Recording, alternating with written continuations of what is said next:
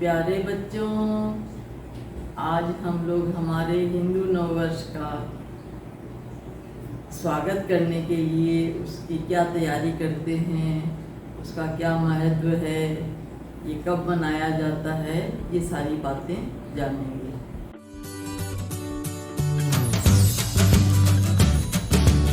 बच्चों, क्या आप जानते हो हिंदू नववर्ष कब मनाया जाता है? तो सुनो, हिंदू नववर्ष चैत्र शुक्ल पक्ष की प्रतिपदा को मनाया जाता है। इसे बच्चों विक्रम संवत कहते हैं, शक संवत कहते हैं और महाराष्ट्र में इसे गुड़ी पड़वा भी कहा जाता है।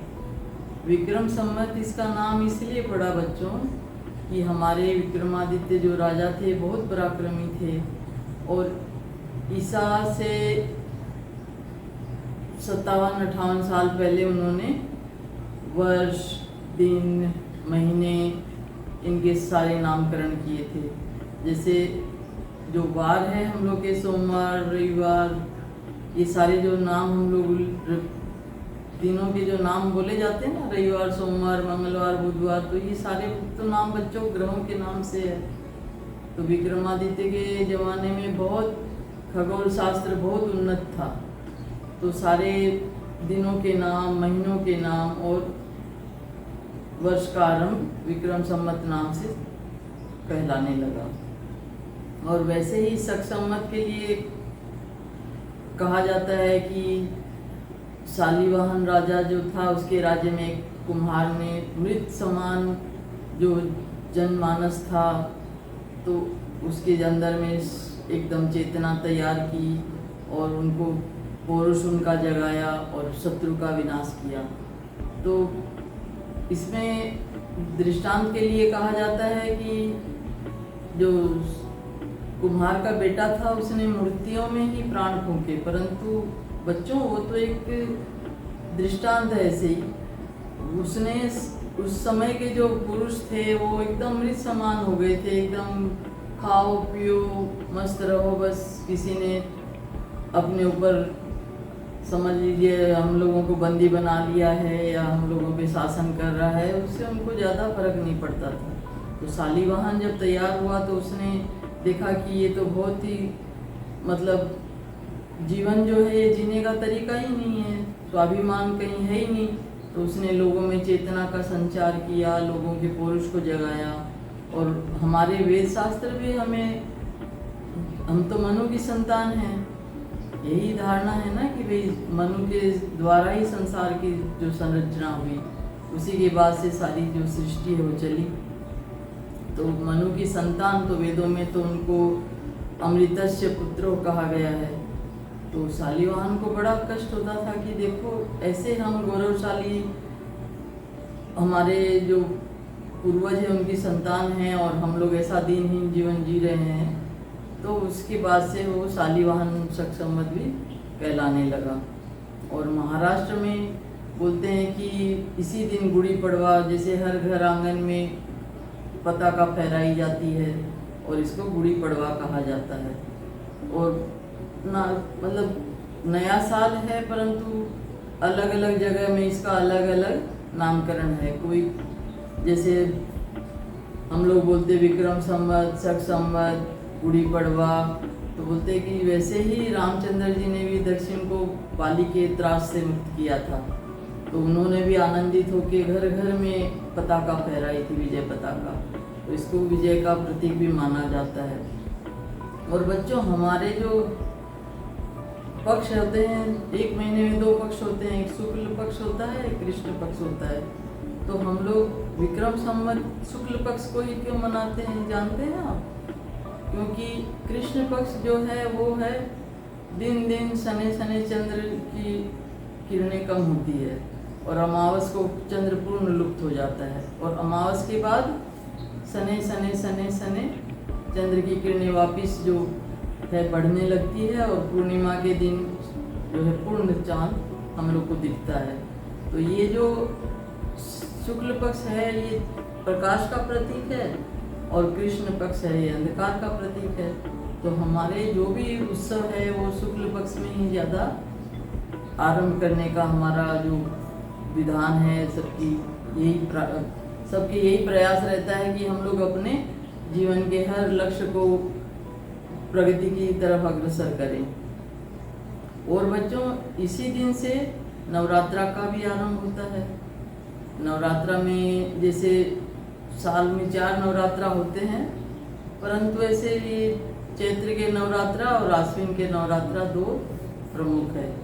तो ये भी संधि काल है ऋतु परिवर्तन का।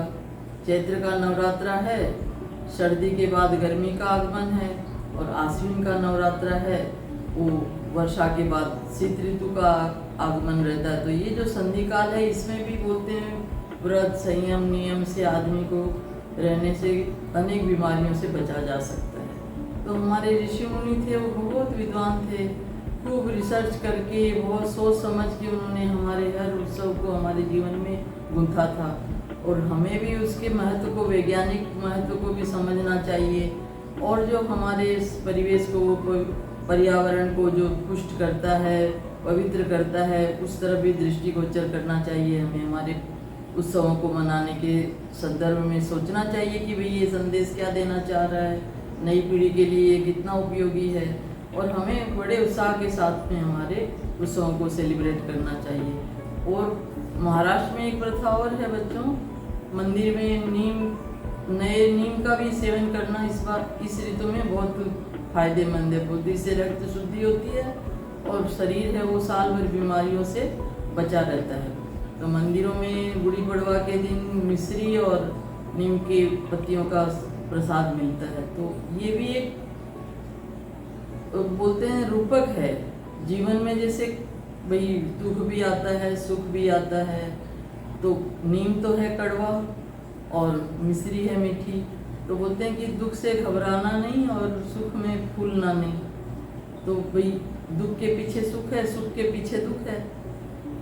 तो हमारे जीवन में कई ऐसे नियम हैं, कई ऐसे अनुशासन है कि हमको एक बार लगता है कि ये कड़वा है, परंतु उसका परिणाम बहुत ही शुभ रहता है। जैसे नीम का भी सेवन बहुत कड़वा है, परंतु वह काया को हमारे निरोग रखता है।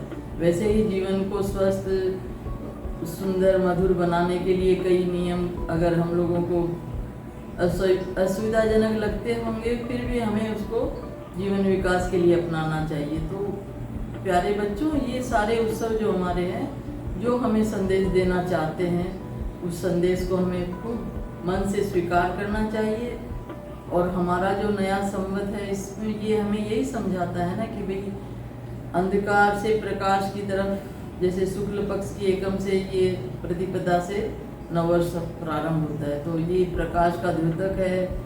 जीवन में हमारे सुख दुख लगा है तो उसमें घबराने की कोई आवश्यकता नहीं है। और हम लोग आर्य पुत्र हैं, हम लोगों को कभी भी दीनहीन बन के जीवन कभी नहीं जीना चाहिए, गौरव के साथ जीना चाहिए। और सुख आने से कभी भी अहंकार को धारण नहीं करना चाहिए। तो बच्चों, ये सारे संदेश जो हम लोगों के उत्सव में दे रहे हैं, उन्हीं उत्सवों को हम लोगों को, उन्हीं संदेशों को हम लोगों को अपने जीवन में उतार के अपने जीवन का विकास करना चाहिए। बच्चों, आप जानते हो क्या विक्रम संवत अभी कौन सा आरंभ हुआ है? तो प्यारे बच्चों, ये 2079 विक्रम संवत चालू हुआ है। तो मैं आशा करती हूँ बच्चों, आप लोग भी सभी इस बात को गौर करेंगे और अपने जीवन को खूब निखारेंगे, खूब उन्नति करेंगे। खूब सबको नववर्ष की बहुत बहुत मंगल कामना। सबके जीवन में सुख हो, समृद्धि हो, आनंद हो, उमंग हो, सब खूब उन्नति करे, भगवान सब पे कृपा करे। इसी के साथ में आज का ये सत्र यहाँ समाप्त करती हूँ। बच्चों, अगर ये आपको संदेश पसंद आया हो, ये जानकारी पसंद आई हो, तो इसे लाइक कीजिएगा, शेयर कीजिएगा और सब्सक्राइब जरूर कीजिएगा। और आप और क्या सुनना चाहते हैं मुझे ज़रूर कमेंट करके बताइएगा बच्चों।